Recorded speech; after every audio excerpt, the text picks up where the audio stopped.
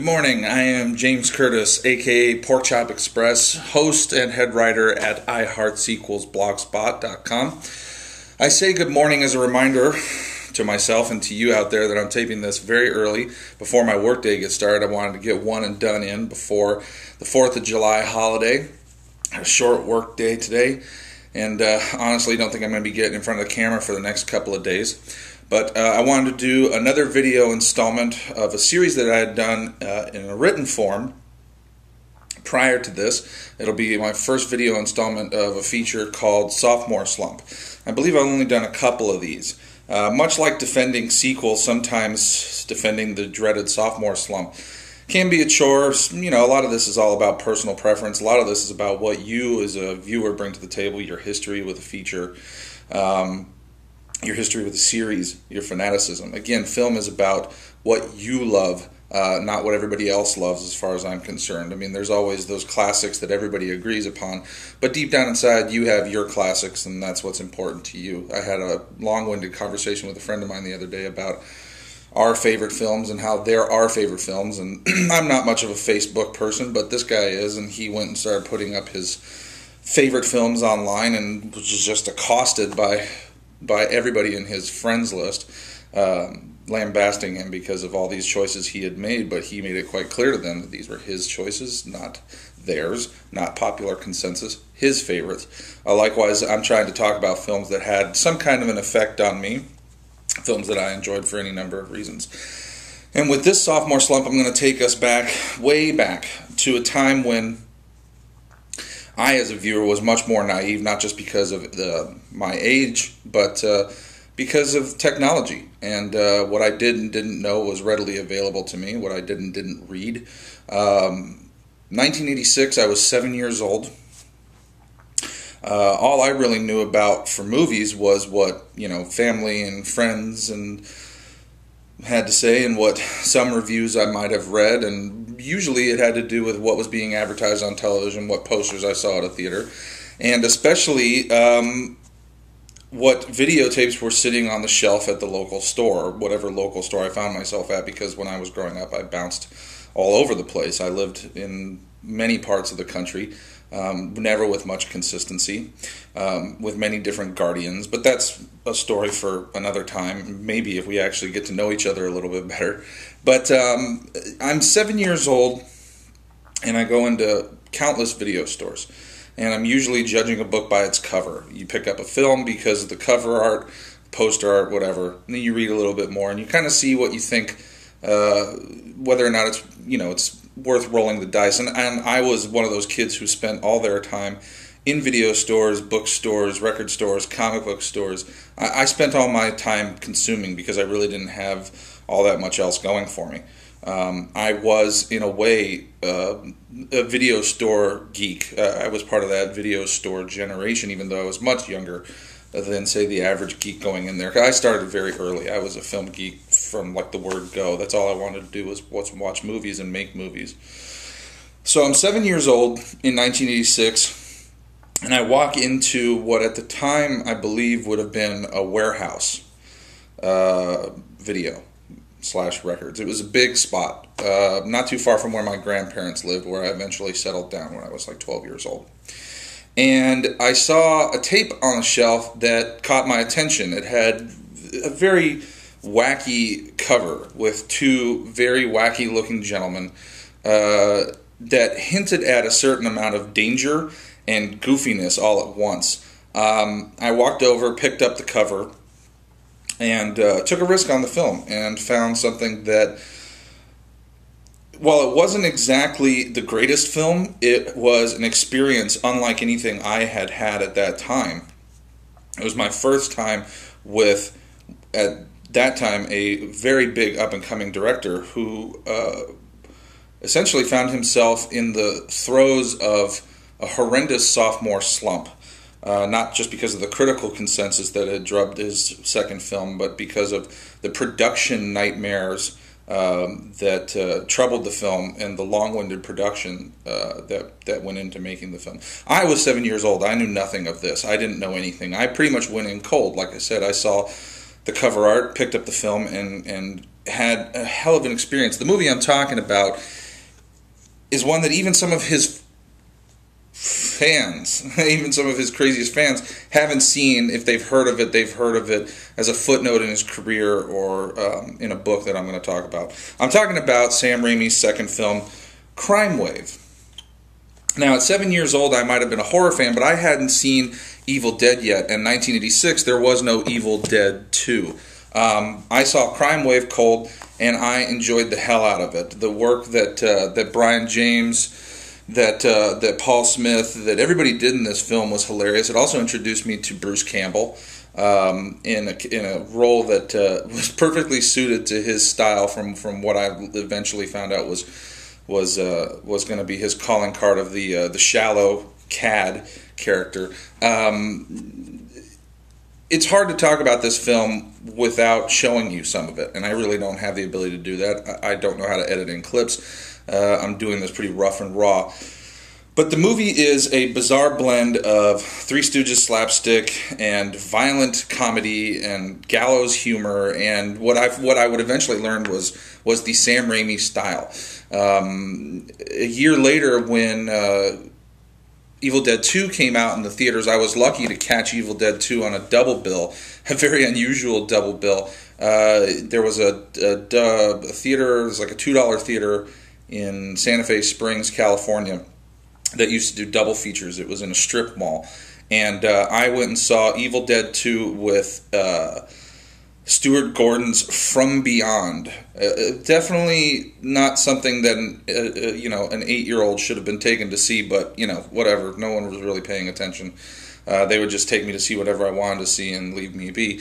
I wanted to see Evil Dead 2 because I knew that Sam Raimi had made it. I had never seen Evil Dead 1. I saw Evil Dead 1 after the fact, but whatever. Long story short, CRIMEWAVE is a film plagued with a bad reputation that it doesn't deserve. I think that if you haven't seen the film, you should really give it a chance. Most people only know of it because of this book, I think. That's usually how it goes. A lot of Bruce Campbell's fans and Sam Raimi's fans who've never seen the movie have read about the horrible production history and all the problems that the film was plagued with from the distributors, with actors on set. But I didn't know anything about this. What I saw was something unlike anything I had seen at that time. And honestly, it set me down a path of Sam Raimi fandom that lasts to this day. I don't think there's a better, more consistent horror trilogy, whatever you want to call it, than Evil Dead. And I can't think of one off the top of my head right now. I'm a little lost, and a little tired, but I love the Evil Dead films. I love the Spider-Man films, as fucked up as Spider-Man 3 is, and I've given that film a lot of grief. I still think it's right for Sam Raimi's tone and the world that he created. Again, it's a film that, much like CRIMEWAVE, is wildly inconsistent because of the production troubles. Sam Raimi being forced to do things he didn't want to do. Trying to find some balance between the feelings that he had about the story that had to be told and the general consensus from the people giving him the money to tell the story. The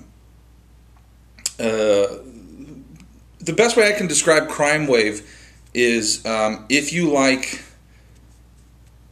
well, it's actually very much in the category of something like a Hudsucker Proxy or a Coen Brothers movie. In fact, the film was co-written with the Coen Brothers. The character that Bruce Campbell plays in CRIMEWAVE is a mirror of the character that he would play in Hudsucker Proxy, sort of. Yeah, it's a fun film, and if you can find it, I tell you to go see it. It's not available on DVD. It's still never been released on DVD in the U.S. officially. My copy here is a copy that I bought from a chain of stores called Music Plus. When Music Plus went out of business, I picked this up. There used to be a tag up here that said Your Plus price, and it was $80. But it wasn't $80 when I bought it. I bought it when Music Plus closed out. But the tag said, your plus price, $80, which if you remember what VHS used to cost back in the day before they did frontline pricing and direct-to-consumer pricing, every video was like $100, so you only really rented back in the day.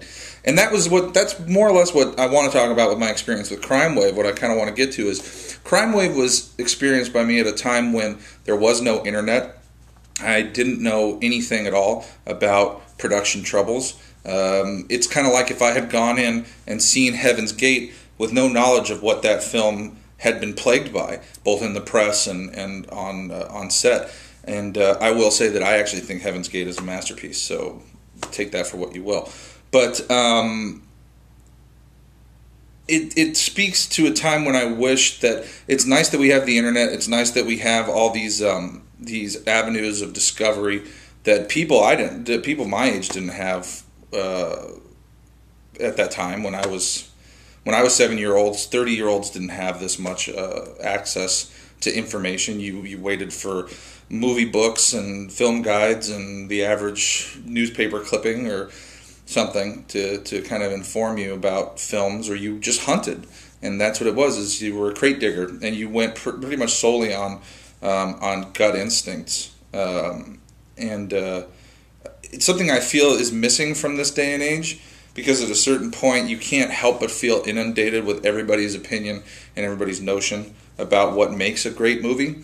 I feel like I kind of want to take that back with iHeart sequels and with doing things like sophomore slumps and unsequelized. It talked about things that I enjoyed, and but that I experienced sometimes without any notion of the general consensus behind a film. Sorry, I'm a little long-winded and I'm a little tired, but I think the point I'm trying to get across here is if you've never seen CRIMEWAVE, if you've only ever heard of it as a footnote in Sam Raimi's career or in Bruce Campbell's career, or you've read Bruce Campbell's book, you need to go down and hunt this film out. For all of its flaws, it's a wildly funny film and wildly strange. And it really does sit right alongside the kind of work that Raimi was doing with the Evil Dead films, with the Spider-Man films. Not so much Drag Me to Hell, because Drag Me to Hell, by the time you get to the end of the movie, is even more brutal than you were expecting. But it's wildly comic, it's wildly violent, the performances are outlandish. A lot of the tropes that would become even more the Sam Raimi cliched, I think were more established in CRIMEWAVE than they were in Evil Dead 1. He was really working with a budget that allowed him to do a hell of a lot more, even though, of course, that meant that he was a lot more restricted with casting decisions and story decisions. And honestly, the worst stories about this movie are that he didn't have final cut, that he was forced out of the editing room, that he didn't have final approval on the score. But without any of that information, you can still go into this movie, see a flawed film, and have a hell of an experience. It's really fun. It's unlike anything I've ever seen. It's one of those films that I saw as a kid that showed me that the real world can be a little pliable, a little weird, a little wild. It doesn't, like a lot of my films, a lot of my favorite films, it doesn't really seem to take place in any given time or any place. I saw this film around the same time that I saw films like Streets of Fire and Phantom of the Paradise and The Big Trouble in Little China, and these are all movies that, while they were produced around a very specific time, they're not always completely evocative of the era they take place in, especially movies like CRIMEWAVE and Streets of Fire.